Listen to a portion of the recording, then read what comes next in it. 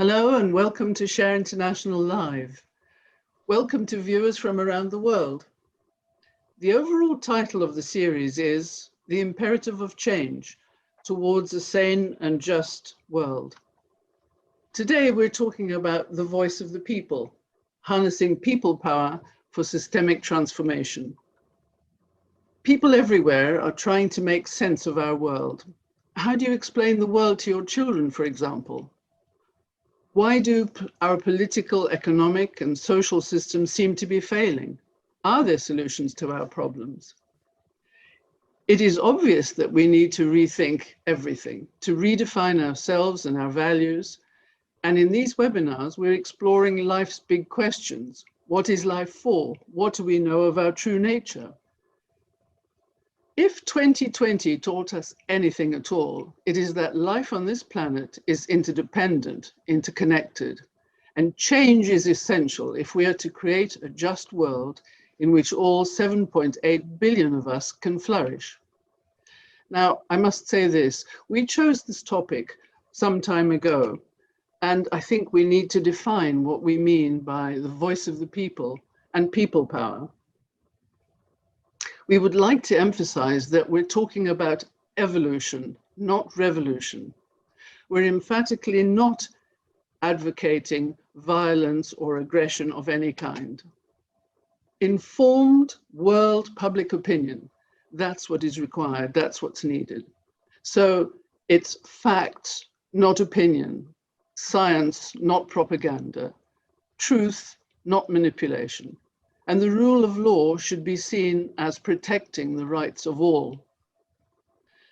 Share International is a worldwide group of volunteers drawn together by our response to information presented to the world by esotericist and author Benjamin Creme.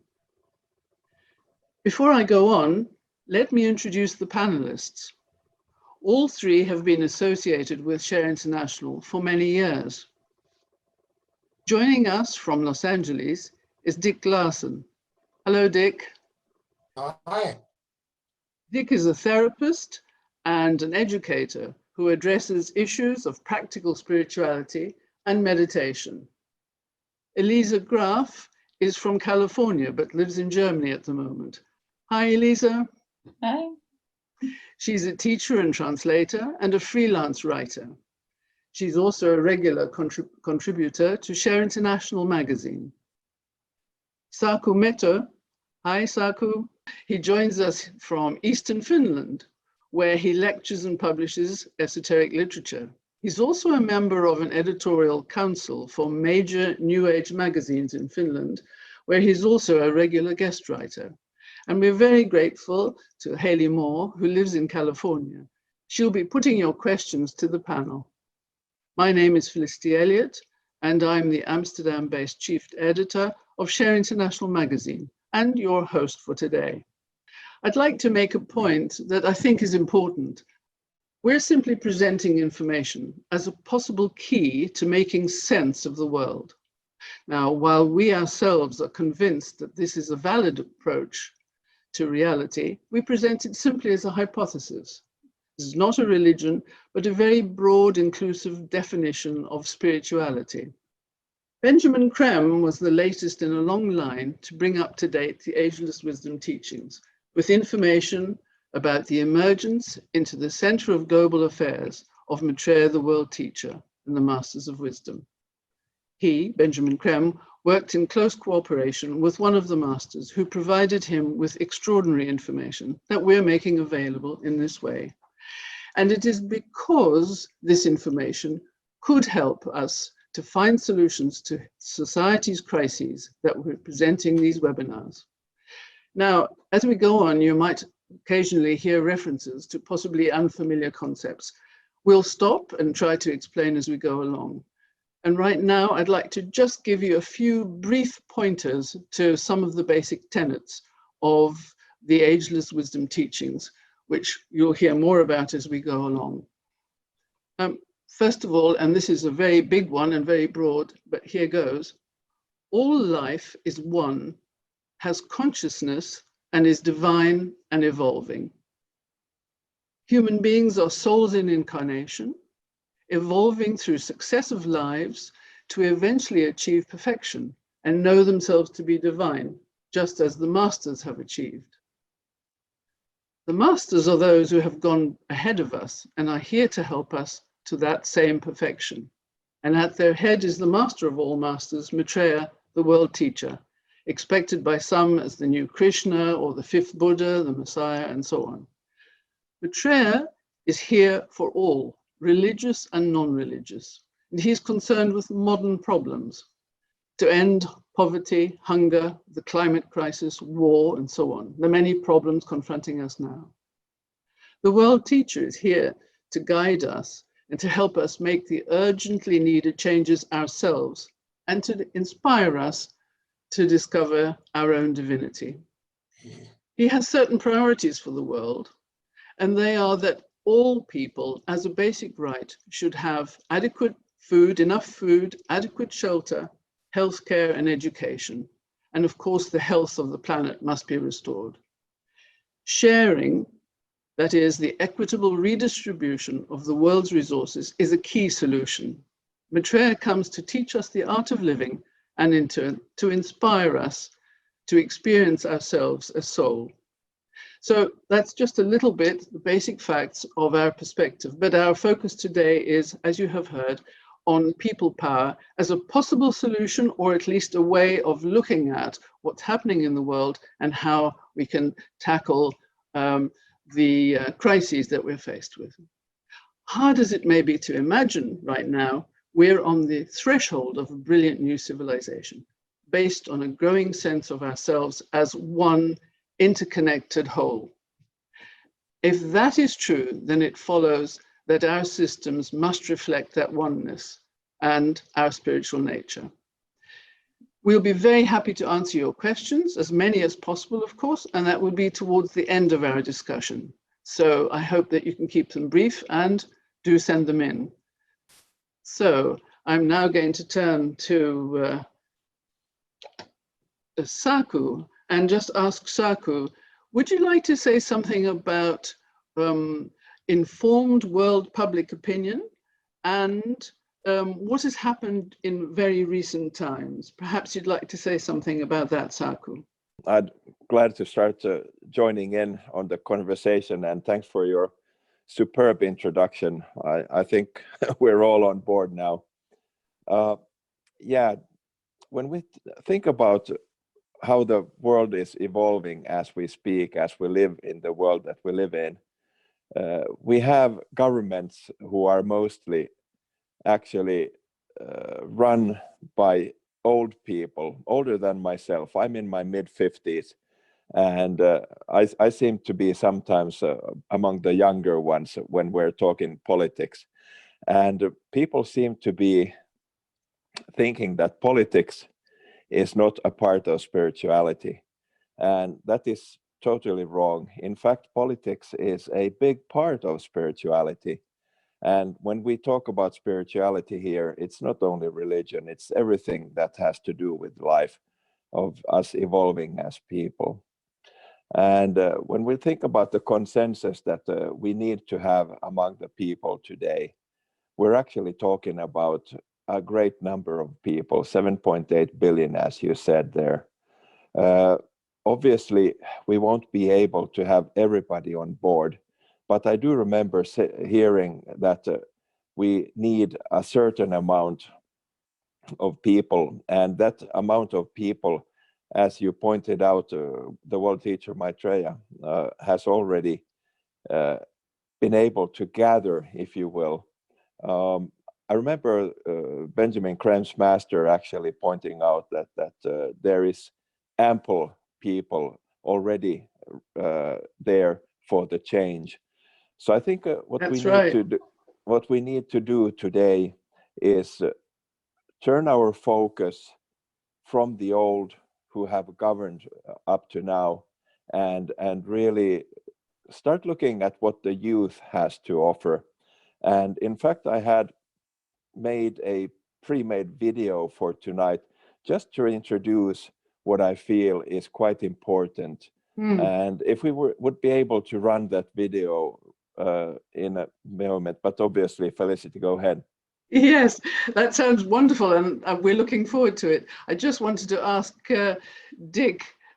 Dick, I'm sure that you too have seen all sorts of changes happening in America at the moment to do with the use of the people letting their voice be heard. Perhaps you'd like to say just a little bit of that, and then I'm going to ask Elisa to say something before we go over to Saku's video clip. Well, most recently, we've seen and heard people who are abusive of the privilege to speak out and to march in public. And it's embarrassing to the vast majority of Americans what happened in our capital, and disgusting. It has no place, that kind of speaking out has no place in a civilized world. And thank goodness that, at least for now, that's over. Behind it, though, are millions of Americans who are, hundreds of thousands anyway, who are marching in the streets, who are using social media to speak out about the rights of people regardless of race, regardless of sex, regardless of sexual preference, regardless of income level, and so on. So there's been a lot going on that's a lot more powerful and impactful and positive than what we did to make the news the last couple of days. Elisa, would you like to add anything before we go over to seeing Saku's video clip? I mean, there's so much going on in the world, and I know that some people do think of, when they hear terms such as people power, because it is slightly emotive, and we've used it deliberately because it catches the attention, and people perhaps should think of it more in terms of that educated public opinion. But people do, hearing people power, hearing the voice of the people, are sometimes concerned that we're talking about rabble rousing, and as I pointed out, revolution, rather than what we're emphasizing, which is evolution, the evolution of consciousness and so on. So Elisa. Absolutely. I think that we've seen, actually, especially since 2012, we've seen enormous numbers of people take to the streets for the first time. In that case, I think it was 2012. I don't remember exactly what year it was, but marching against the Iraq War. There were a large number, I think 12 million people worldwide who were marching.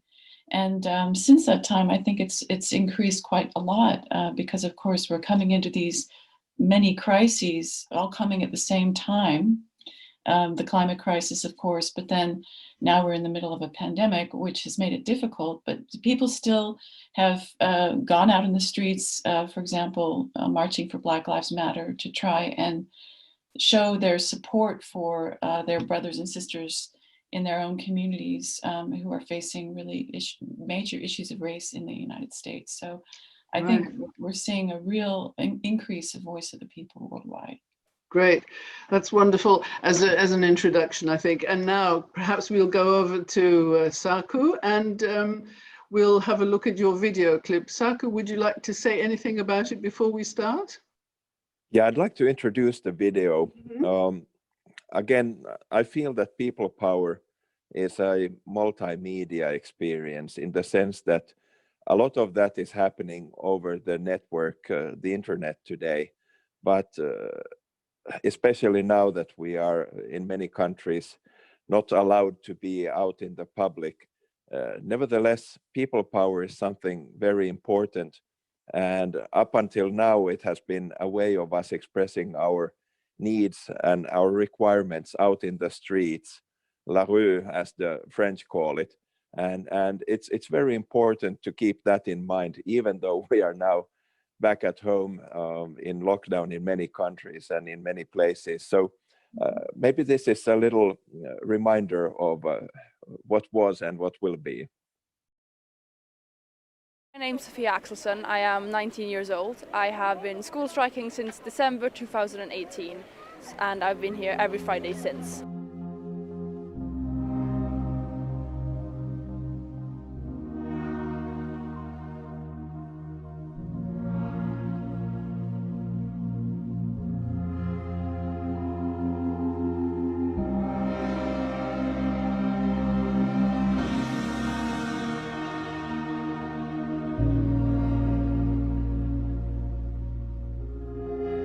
and I travel about 1.5 hours to come to the strike almost every week because I feel like I have to do something, and then I can come here and use my voice.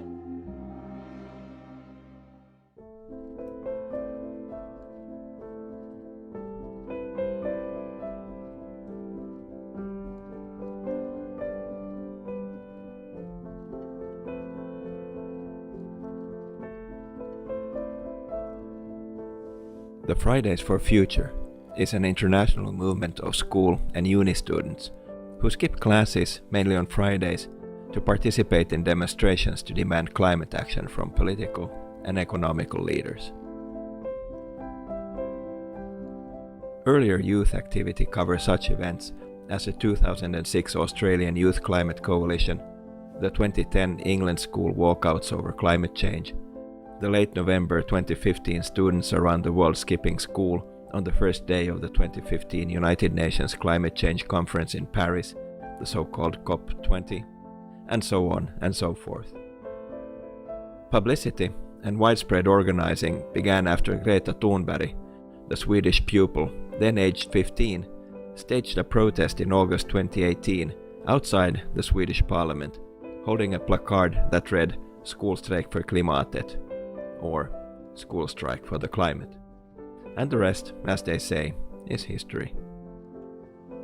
A global strike on 15 March 2019 gathered more than 1 million strikers in 2,200 strikes organized in 125 countries.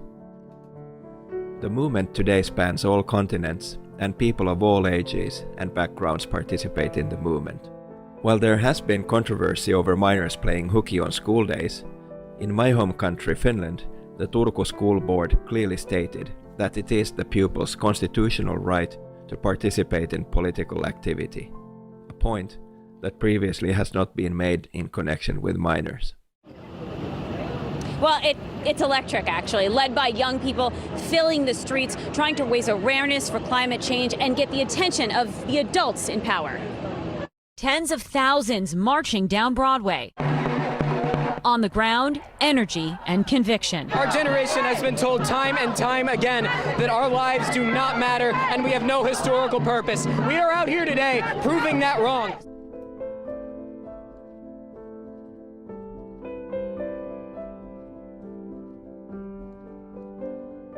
Yeah. What an impressive thing Fridays for Amazing, Future. wonderful. Yeah, I wanted to run this video on purpose. I already alluded to the fact that often the decision makers are the old and the even older, the elderly in general, and they are committed to the old traits of how things have been run in the past. And it is a fact that the kids, the youth, the ones younger than us, are here to teach us new tricks, how to run the future and how to run the present. So I think one of the key points of that video was the fact that I pointed to, that one of the Finnish towns in Turku, the school board actually pointed out that is their the youth constitutional right to have political agendas and to act upon them. So I think what we really have to start thinking is that we have to give the voice to the youth and lessen the voice of the elderly, unless the elderly are forward thinking. So it's a tight rope there, whether to lean forward or backward. And that is, of course, where the question is, where the discussion has to come in, where everybody has to be able to participate. So that is really my introduction to the theme today. Thank you very much, Saku. It is very much a matter of trying to decide which voice to listen to. And very often at the moment, there are so many competing voices. But that's why we're so fortunate also to have the advice and guidance of, as I mentioned, the Masters and Maitreya the World Teacher in the world at the moment. And of course, we've had from a background of the Ageless Wisdom Teachings, all of the information Benjamin Creme gave us, so that we are able to try to distinguish, and of course just use our own common sense to distinguish between the sort of voices that should be listened to and not. I'd like to turn to you, Dick, just for the moment, and then I'll go to Elisa. Dick, do you not see perhaps that right now we should also be thinking about the voice of the people in terms of local participation, just building on how the school climate strikes developed? I'm just thinking about participation at a local level. How do you see that together with these actions? I think it's critical. And I must say, Saku, that's a wonderful video. I haven't seen that before.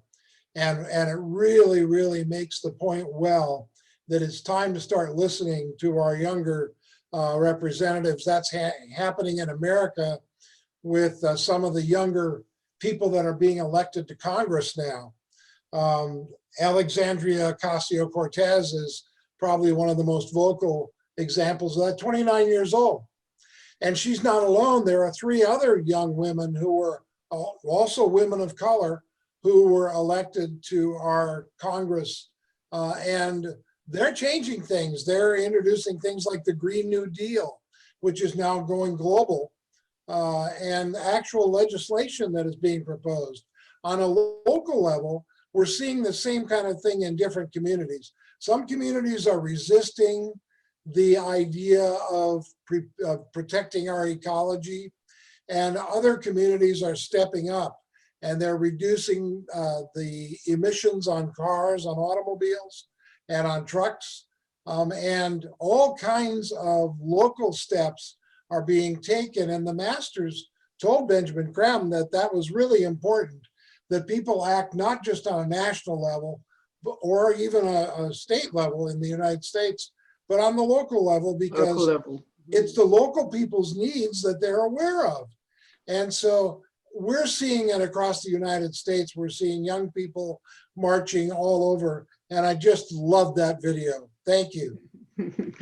Elisa, I think you would like to talk to us about a number of movements in the past.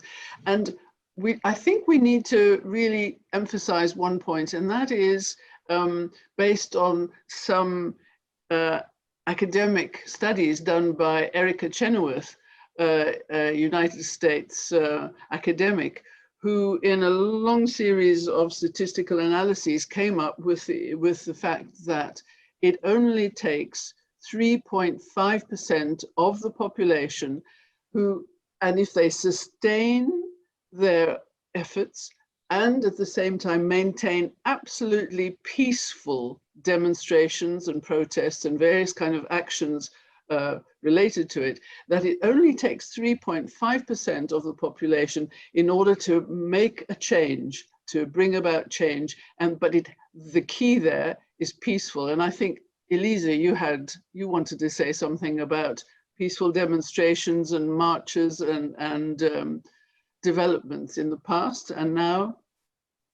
Well, actually, I was just thinking I wanted to say something about Greta Thunberg, and that is that in Germany, where I live, actually, the Fridays for Future demonstrations are very, very strong. And I've been with several Share to National friends to march in Hamburg with Fridays for Futures on several occasions. One of my coworkers up in Hamburg goes regularly whenever they're having them. I guess with the pandemic, it's been a little bit curtailed, but they're amazing events. And I love the fact that places in Germany, for example, have been very respectful, letting these people march. There's been a lot of support for it. So I think that's a very positive sign. Yeah, and in terms of looking at this idea of peaceful activism, I think we can always harken back to, in the United States, for example, the influence of the civil rights movement and Martin Luther King, and the fact that he himself was actually influenced by Gandhi. And so, you know, we can see all these movements throughout history where amazing, huge change took place that we would have never imagined was possible. that the British would leave India, that, you know, we just couldn't imagine these things would happen. Especially, I mean, it really showcases the power that people have. And I'm glad you brought up the fact that 3.5% is the tipping point. So in the United States at the moment, what really heartens me a lot is that we do have a lot of young people following Greta Thunberg's lead, and Fridays for Future is very strong there as well. But there's a movement called the Sunrise Movement, who I'm really inspired by, because they're a little bit older than many of the Fridays for Future marchers. But they are really engaged, and they've really only been around for the last few years, with really making political changes possible in the United States. And what's the key difference with them and other movements? Well, the key difference is that actually, for example, their main platform is about stopping climate change. But instead of like what 360 is doing, these big organizations that are also doing a lot of marches and such, they're actually very creative and very strategic about how they're actually influencing the political structures in the United States so that we can get back on the right page with climate change. So it's not just being on the streets, it's actually moving into politics. Yeah, places where they can wield some influence. That's right. One of the most visible actions they took was a sit-in. They weren't invited to Nancy Pelosi's office in 2018. And actually it was the first day of Alexandria Ocasio-Cortez's tenure as a Republican, as a Democratic congresswoman. And she went there to support them. Of course, it was a little faux pas on her part, but I mean, you know, obviously the Green New Deal is her thing, and that they were there to support the Green New Deal. They've proven to be very powerful, actually, because it was actually their support that led to Biden's win. They brought out lots and lots of young people to vote for Biden. Many of the young people very upset that Bernie Sanders wasn't actually the nominee. Yeah. And now Biden has actually brought them in to influence his policies. So there's a lot of interesting things taking place now because these young people are very determined, they're very strategic, and very effective at what they're doing. So it's a very positive thing. If I may, yes. I think this is a key point for today, that strategy is very important, because we do live in a world where people have mental capabilities beyond in huge amounts beyond what it used to be. Everybody is well acquainted with information on a daily basis, and we all know what's happening around the world, not only locally but globally. We know the movements. So I think what Elisa says here is very important, that strategic thinking in all of these movements is very important today. I just wanted to say one last thing, and that is that actually from the beginning, Biden was opposed to a Green New Deal. But it's because of the Sunrise Movement that he's now doesn't have a choice, really, because he sees the voting power of those that are supporting this. Yeah. And that's really where, you know, the rubber hits the road. So, as we say. Yeah. Dick, I think that you had investigated and thought about other types of examples of the voice of the people making a change in different areas of life. But yes, perhaps absolutely. You'd like to talk about some of those examples, and perhaps sure. We've got some questions for you, all of us. Mm-hmm. One of those is Black Lives Matter, the Black Lives Matter movement, which began in 2013 after a policeman killed an African-American named George Floyd here in the United States. There are three people co-founded that, young people in their early 30s, co-founded that Black Lives Matter movement. And it's to bring an end to racism and poverty and unequal opportunity and abuse of people of color. And it's in over 17 countries now in the world, and it's financed by a $12 million grant. And a famous sports personality in the United States has committed $100 million over 10 years to the Black Lives Matter cause. And so this is a really important movement for all people of color. And they're very specific. They say, regardless of sexual preference, regardless of sex, regardless of income level, that Black Lives Matter is about preventing the social injustice that the people of color are facing in the US. And as I said, it's taken off in 17 countries around the world. Another one is the Me Too movement, which was begun weekly in 2006 by a survivor named Tarana Burke, who was a survivor of sexual abuse. But it was really founded in 2017 after Alyssa Milano, an American, tweeted about her abuse by a Hollywood producer named Harvey Weinstein. And that went viral globally. And it really started the ball rolling about the Me Too movement to stop sexual harassment and abuse and assault and the social injustices against women. Now, this one has really snowballed. It's in over 85 countries of the world now, the Me Too movement. And even China, a woman who was she was an intern at the state-run television network, complained because a very popular TV personality there had fondled her and harassed her sexually in her office. And he sued her for defamation, and she countersued for harassment. Well, in China, harassment was not a legitimate reason for a lawsuit, sexual abuse, until 2018. So her lawsuit sat there for 2 years until they finally brought it to court. And now she's going to court. And there are women marching in the streets in China, which is unheard of, marching for women's rights now. So the Me Too movement has really taken off. And it's financed by a $22 million defense fund to support these women in court. And there are over 600 volunteer attorneys who have said they will represent these women in court free of charge. So Wonderful. The Me Too movement is another huge people power kind of thing, seeking social justice for women. Yeah, that brings me to something really important, because we haven't actually sort of touched on this, but in a way, if one thinks about why do you ever need people power? Why do we ever need people to take to the streets to demonstrate?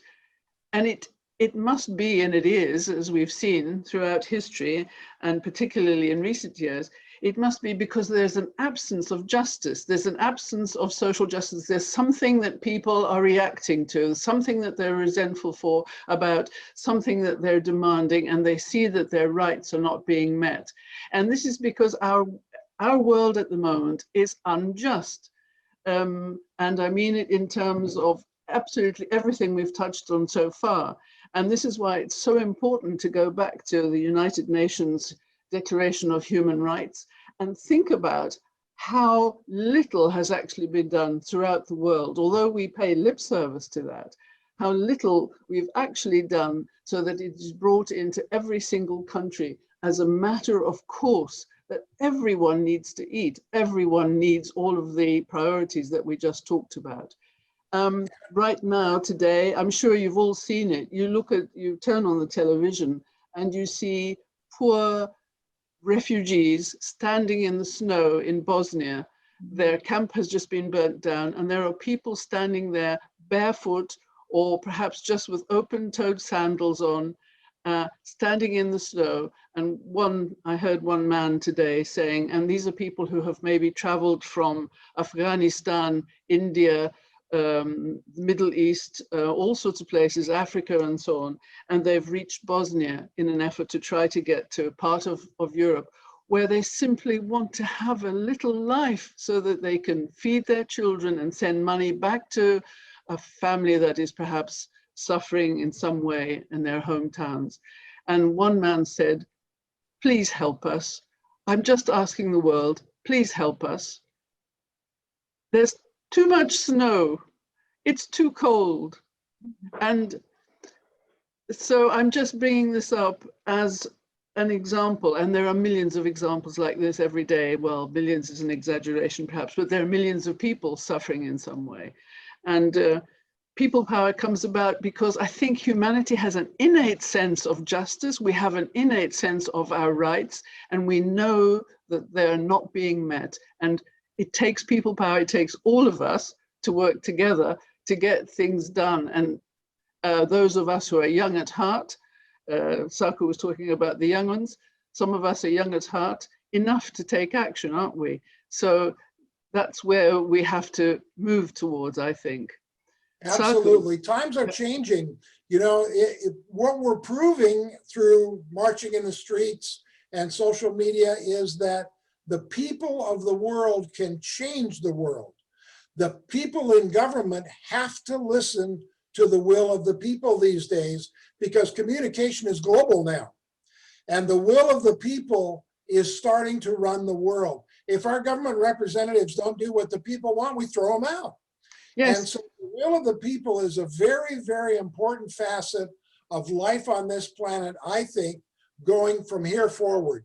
Absolutely. And I think Elisa gave a brilliant example of Biden not being interested and not really supportive of the Green New Deal, and then suddenly having to change his minds. And our politicians know, they know when they have to start listening to the people. And I think we'll see, as you've just said, far more of that as we go ahead. Saku, everybody makes a difference. That's your 3.5%. You know, exactly. You're not alone. Your voice will be heard, especially with social media now. You know, everybody counts. Everybody can contribute. Everybody can make a difference. There's no reason to sit on the sidelines anymore.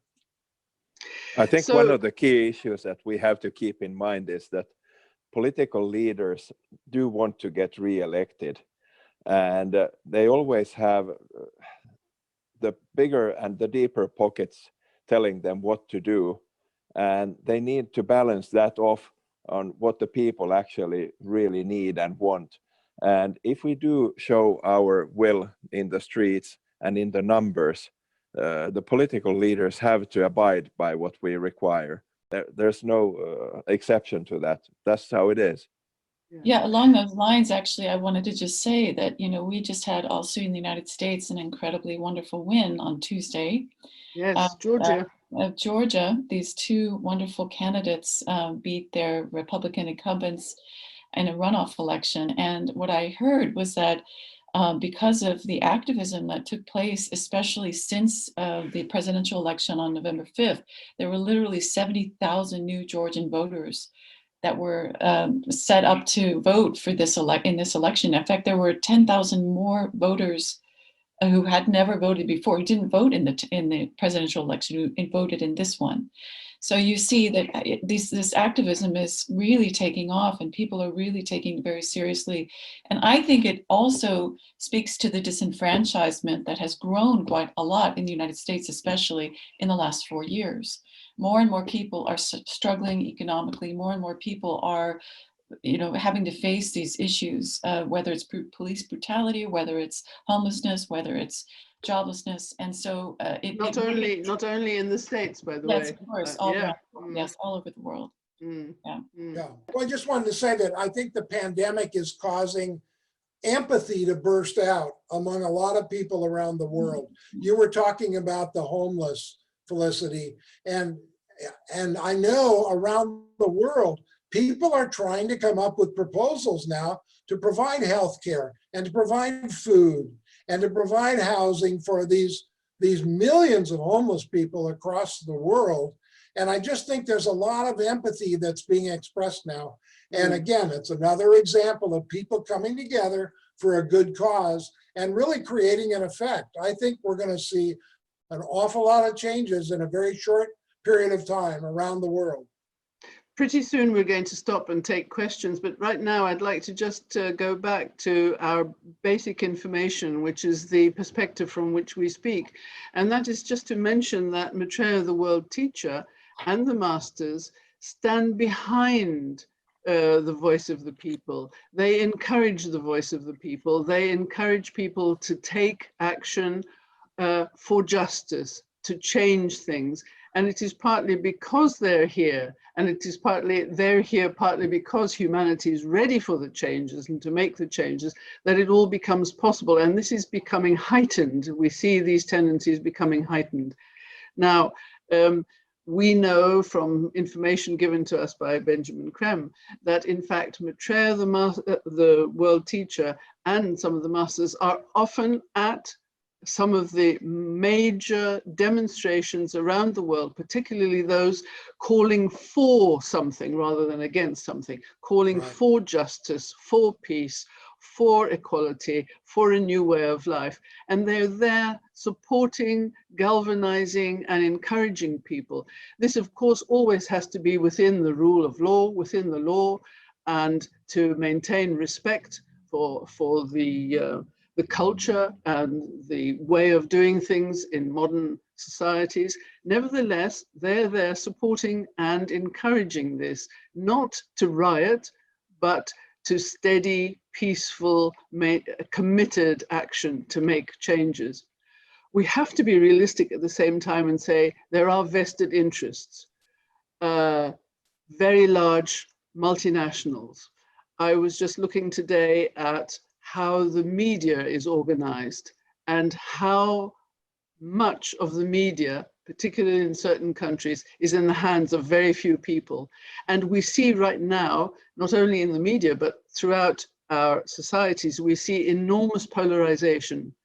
And it is there that people power can maybe come in and fill that gap where you see the polarization and perhaps through persuasion bring more people in, so that we begin to work towards a synthesis which is already happening, because that's the quality of the new times that we're going into. We're in this transition period. I didn't mention it in the introduction, but I think people are aware of it, the sense of transition and moving to something new.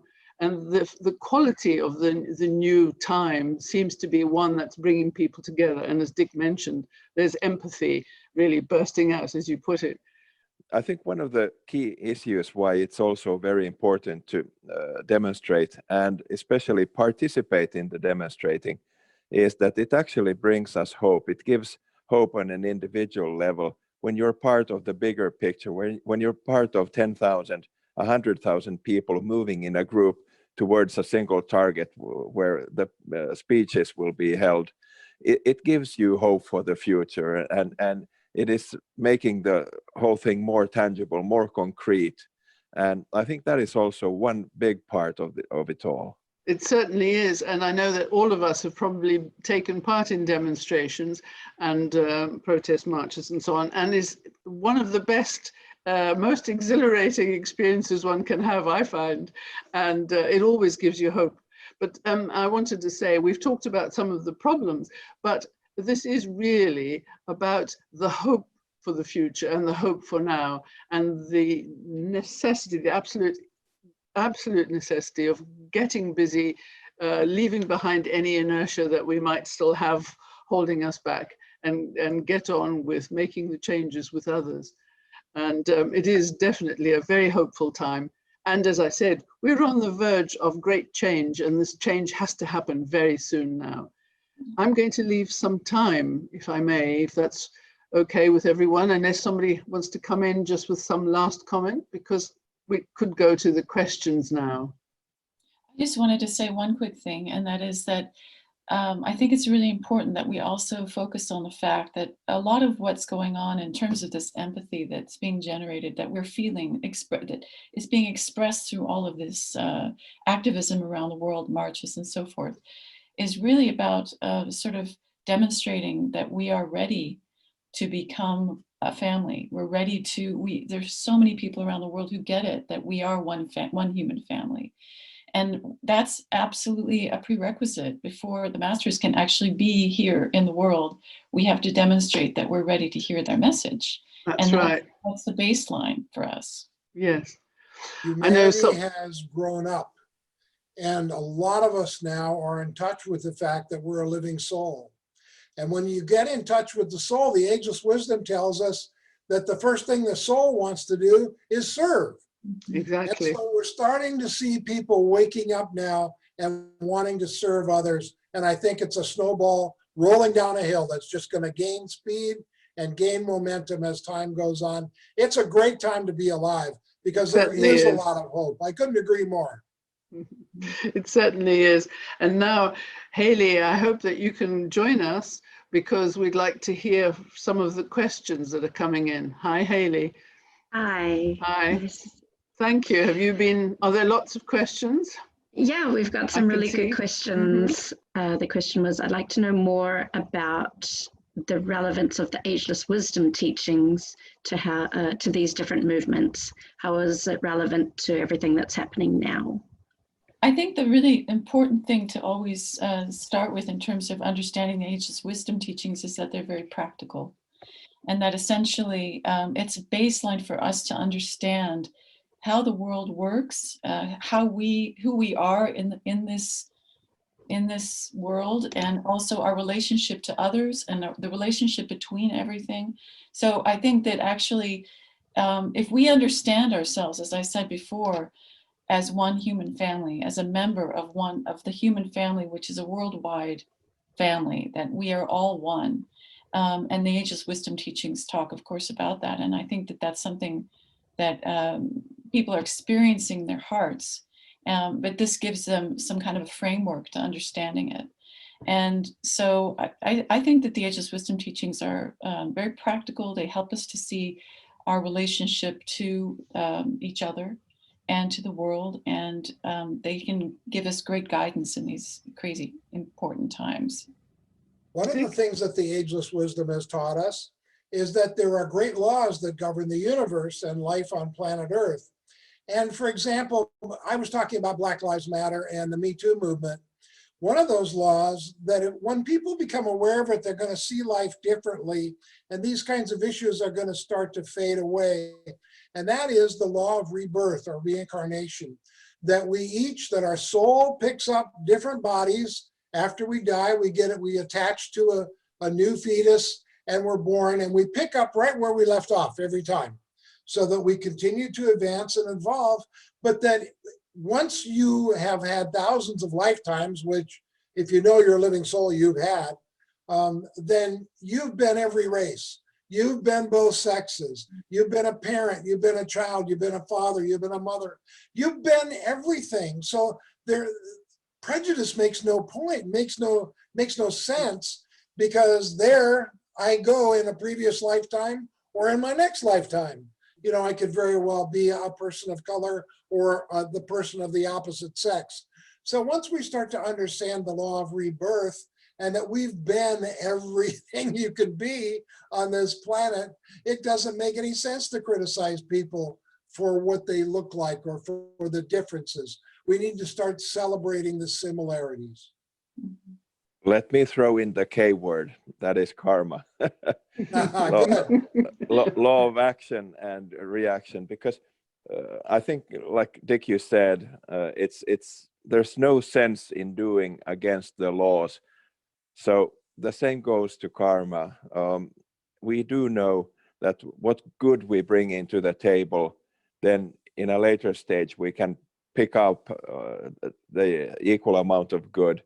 And it goes the other way also. If we bring bad into the table, into the play, unfortunately, at some point, we're going to have to learn why the bad was the wrong way to go about it. And to me, whenever I'm in a situation where I have to do some decision making, I always think about how to go about it the good way. And I know that sometimes I do the wrong choices, and it's instant karma. I'll bang my head on something, and the little hit on the head will tell me, "Oh, you idiot, you chose the wrong way." So, you know, if we want to be good to ourselves, then let's be good to everybody else too. Yes. I think I would go back to saying that the Ageless Wisdom Teachings very much emphasize the fact that humanity is one unit. We are literally one being, one great oversoul. And as such, everything we do has to reflect that reality. So what our systems, our politics, our economics, whatever we do, and whether it's collective or whether it's personal, individual, that has to reflect that reality that we're souls in incarnation and that we are literally one great being. And so that everything we do, as you've just said with the K word, really rebounds on us all, and it has an effect on everything. And it has been said by Benjamin Creme's master, how can there be two worlds when the world is one? How can you have one line of wealth for some, and lines and lines that go around the block for and extend for blocks and blocks of people who are waiting for food? I mean, these cannot be. So we have to recognize that our systems and everything we do have to reflect the inner reality. Otherwise, how can you be satisfied with your own life if you know that part of you is suffering, or part of all of us is suffering? So perhaps there are some more questions waiting for us. Hayley? Yes, there's a lot, so I'm trying to balance out how we get to all of these. We have one that says, today's campaigning movements don't seem to have a top-down leadership structure like the movements of the past used to. Could you comment on this trend, please? Elisa? Well, I'm just thinking in terms of that, you know, we're also coming to an understanding of the idea of more consensus-oriented groups and organizations. And that's a reflection of the Aquarian age, the age that we're now coming into, which is the age of the group. And I think that the top-down structures are really reflective of a past era, of another paradigm of the individual and competition. The age that we're currently coming into, the Aquarian age, is also an age of working together, of actually the opposite of competition, of cooperation. So I think that is, I think the young people, again, are pointing to the next generation, because every generation brings with it the tools to solve the problems of the current time. And I feel, and my experience has been by looking at all of these wonderful young groups that have come up like the Sunrise Movement, like the Justice Democrats, like Greta Thunberg's organization. I mean, people are just, they get it. These young people get it, that basically it's not helpful if you have, you know, a structure in your organization where people are competing for power. So that's my answer. I don't know if anybody else would like to add anything. Yeah. Okay. Could you talk about bridging the gap between polarized groups? How? Oh, that's a good one. Yes, Saku, go on, go for it. I'll try to. I think what we need is empathy for the other group. We need the total will to actually resolve the differences. It's not good enough to agree to disagree. We actually have to go further than that, I think. And I think, Dick, you already pointed to the things that happened a couple of days back in the United States. And we have there two groups of people divided smack in the center. And you cannot go on as a nation if you are divided into two. So you definitely have to find a way there. And I think one of the ways that the Ageless Wisdom Teachings can help us bridge the gap is the fact that already, Dick, you mentioned it and alluded to it, that if we come to a global penetration of the thought that we actually come on and on again and again through rebirth to live as humans here, then we can actually see that the agenda that is quite often forced upon us, that there is only one life, make the most of it and make it now, we can actually start thinking a bit longer ahead, and we can see that, okay, if I give in this week, next week probably we'll have a better life together when we all chip into the common good. So I think there is no way really but to start seeing eye to eye and really pushing for common good. Yeah, there are two aspects of love which come into play here. One is harmlessness. We may have a different opinion than the other person, but let's not hurt them. You don't even have to love everybody, just try not to hurt them. Just imagine if nobody hurt anybody on the planet, it'd be a different planet completely. So harmlessness is one approach to get working together. And another one is goodwill. Now we sing about goodwill at Christmas, at least in America every year, but we don't think about what it is. It's willing good for other people. It's wanting other people to have good in their life. And so those two factors, harmlessness and goodwill, if we can start to apply those in our relationships with people who have a different view than we have, we can start to cooperate at brand new levels. Haley, shall we go on? Sure. What effects are fear and guilt having on people's ability to be courageous in acknowledging the truth and not be intimidated by abuse of power and the evil of materiality? I'll read 2 lines from the Masters, The Case for Sharing from 1987. So, quote, "Fear grips many today as they hear their leaders wrangle. A time is coming when they will leave their leaders far behind. Man is awakening to the call for freedom and needs only true leadership to set the world to rights." End quote. And this is from The Case for Sharing from a Master's Voice article of March 1987. I think this is a superb question because fear is absolutely the thing that is keeping us behind. Fear is what prevents us from moving forward because we are totally imbued in fear today, and quite rightly so, if I may say so, because when you look at the world today, the inequality there and all of the things that are raging in the world today, people are fearful when they should be fearless.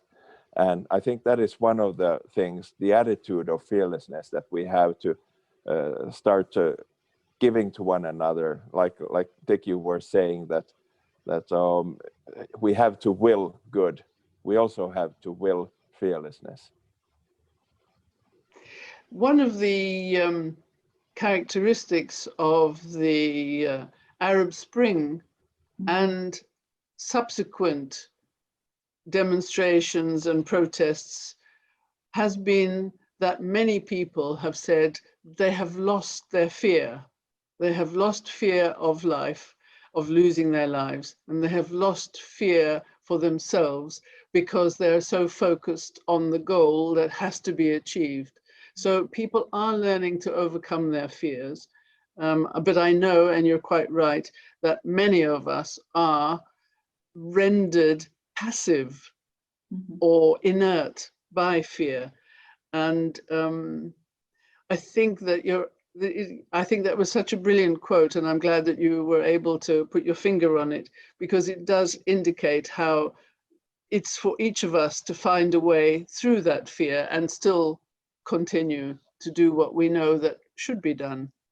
Exactly. I agree 100%. Fear stops us if we let it. And that's the problem with fear. Fear is it stops us from doing what we know we should do, what we think is right. And the answer to that is action. Take action. You know, a fireman looking at a building fully involved knows he's got to go in there to save somebody. He's afraid. We're all afraid, but he goes anyway. That's action. He goes through the fear, and that is some quality that we all have, courage. You don't need courage unless you're afraid. So it's okay to be afraid, just do it anyway.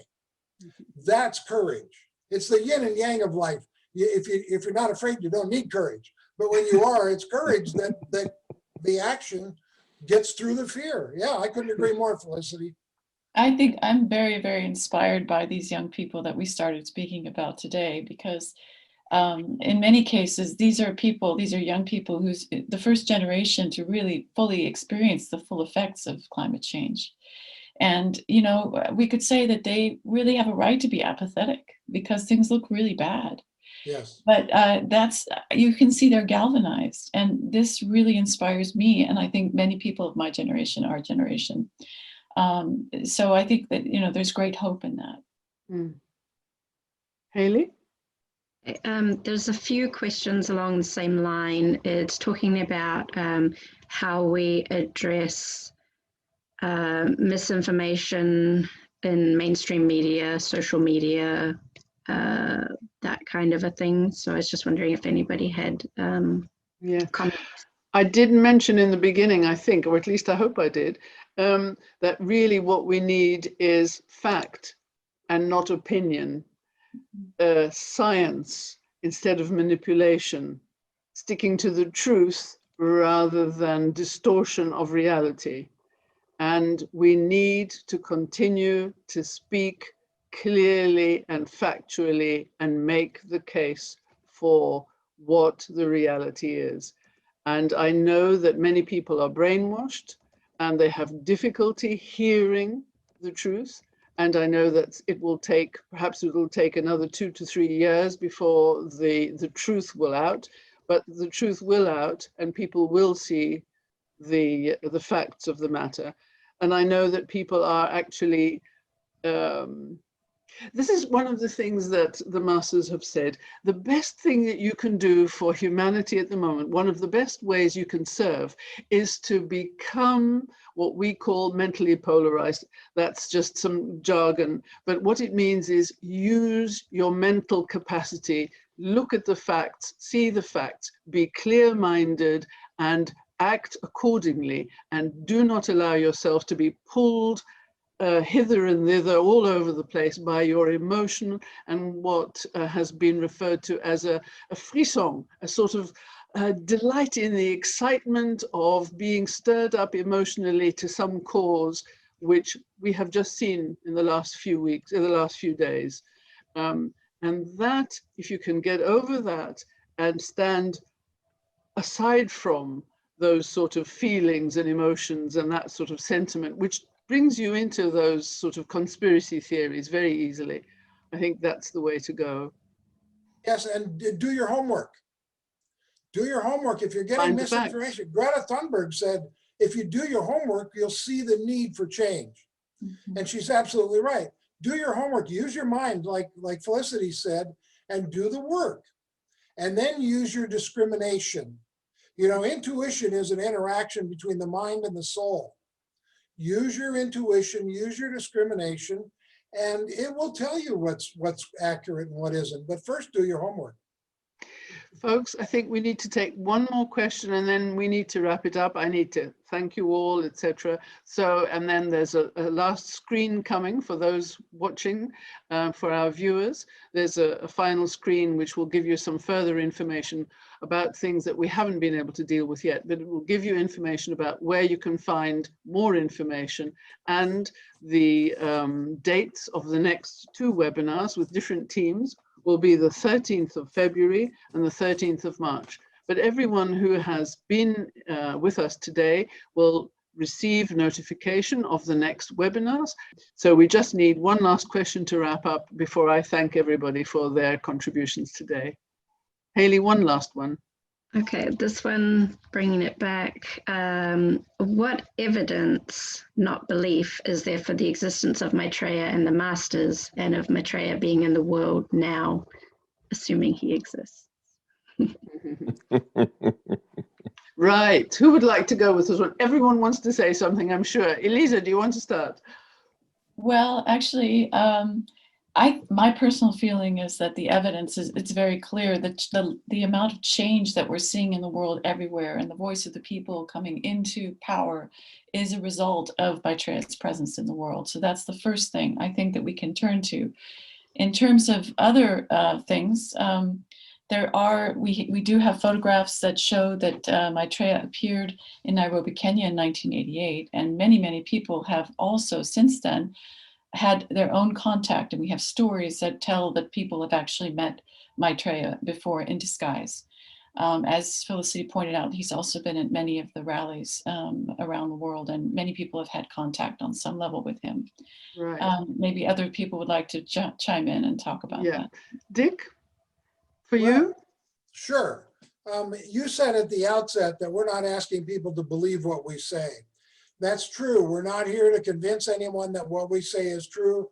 We're just here to present our information. But I'll tell you, as signs for Maitreya, there have been worldwide what we call miracles that have been happening worldwide. These are signs that nobody can explain. Even the churches around the world, the religions don't want to deal with them because nobody can verify them. But they're things that have no explanation. There are religious miracles, images of Mary, the mother of Jesus, images of Jesus appearing all around, including in the sky, in the clouds. And non-religious miracles, like Nelson Mandela not only being set free, but getting rid of apartheid and being elected a Black president of South Africa, of the Berlin Wall coming down when nobody thought that was possible. And the people just took at it and started taking it apart and nobody stopped them. Those are non-religious miracles. There are things like these that have been happening over the last 30 years that are absolute signs, crosses of light in windows, circles of light on buildings. Then they can't find the source for these things. These are all signs that Maitreya said he would give us. He said, for those who need them, there will be signs, many signs, and there are. Share International Magazine has shown many of these signs over the years, and they're for people who have a tough time seeing that this might be real, but there have been a lot of miracles. I'd like to just add one quick thing to what I said, and that is that actually, as Dick pointed out, Share International Magazine is a really important source for this information. And I'm very happy to be involved with its production because it's the only magazine that I know of its kind in the world that is actually sharing this message and showing how everyday events in the world today are connected to this story. So I think it's a really valuable resource. And it has no advertising, so it's not obligated to anybody. I think one of the things that we need to keep in mind is, in fact, what Dick, you mentioned there, that how we got rid of apartheid in South Africa. That was actually foretold in Share International Magazine, was it not? Yes. As was the Berlin Wall, and many other things were foretold. So by Maitreya. Yes, if somebody in a magazine gets information from somebody who calls himself Maitreya, or in that case, a representative of him, and passes on that information to a magazine a year or 2 years ahead of time, and then those things happen as they were said, that to me already is a little proof there. I'm going to round off now, folks, and just to say that I thank you very much indeed, for all of you, for your wonderful contributions. Thank you, Haley. Thank you all. And what I'd like to say too is, I think that as the masters become more and more available to us, in the sense that we'll be able to see them more and more over the next couple of years, and as well as something else I'd like to mention, if you engage with the idea of the world teacher, or engage with the idea of the fact that you're a soul, you begin to have a sense that there is more to life than just the material or the definition of yourself as just another person in incarnation.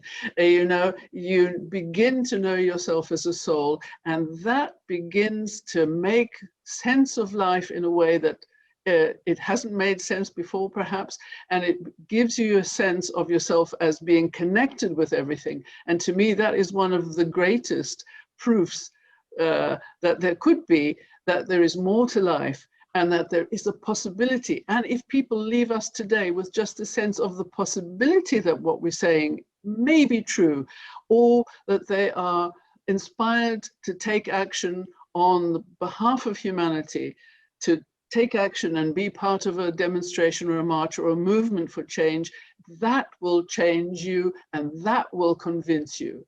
It's nothing like working for the good of humanity to make you feel that there is something more to life than just our everyday life. And so thank you very much to all of you, and to all our viewers from around the world. I believe we've had people from Australia, New Zealand, Japan, Kenya, most of Europe, America, of course. And so to all of you, thank you very much indeed. And we're delighted to have been here today. And there'll be another team here, as I said, on the 13th of February. So tune in then. Thank you very much all. Thank you. Goodbye. Thank you, Thank everybody. you. Bye-bye.